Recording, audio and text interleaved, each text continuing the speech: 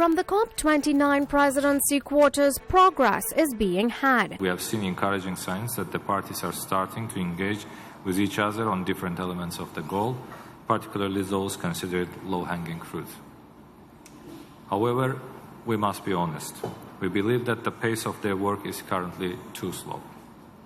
We cannot afford to leave too much ground to be covered later in the summit at the political level. We are urging everyone to intensify their engagements and remain focused on the imperative to make quick progress. But for climate justice activists like the Climate Action Network, these efforts are woefully insufficient. We hear silence when for 30 COPs we fly from all around the world to demand justice, and we only get empty promises, greenwash, and useless words with no action. We hear silence when we watch oil and gas executives sign the dotted line on more than $250 billion in oil and gas expenditure since COP28 last year, according to new research by Oil Change International.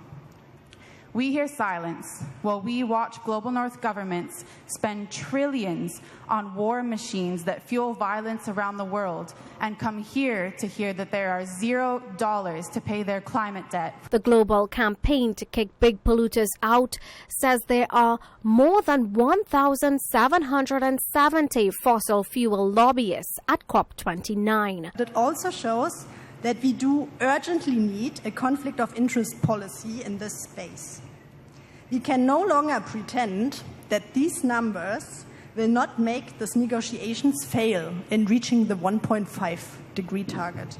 Another lobbyist group, the Global Campaign to Demand Climate Justice, says the election of Donald Trump will definitely stall their efforts. His team's proposed Project 2025 would not only pull out of the Paris Agreement, but possibly the UN Framework Convention on Climate Change, and the core of their economic policy being what they call drill, baby, drill, thinking that the tariffs and other punitive measures that the U.S. could impose on other countries could be offset by lower energy costs. The limitations of the Trump administration are evident. The Trump administration is projected to cause an addition of 4 billion tons of carbon to the atmosphere, as our future president has sold the keys of our future to his cronies in the oil and gas industry. The Biden administration, like every Democratic administration before it, has regrettably refused to substantively begin the phase-out of oil and gas while they had the power to do so. But it took a woman with Caribbean roots to point out that in any spectrum, Afro-descendants are those to suffer most. Data shows from the People's Permanent Forum that wherever we are located in the Americas, Europe, or Asia, we are at the margin of society. We are the ones who are suffering from land loss, living in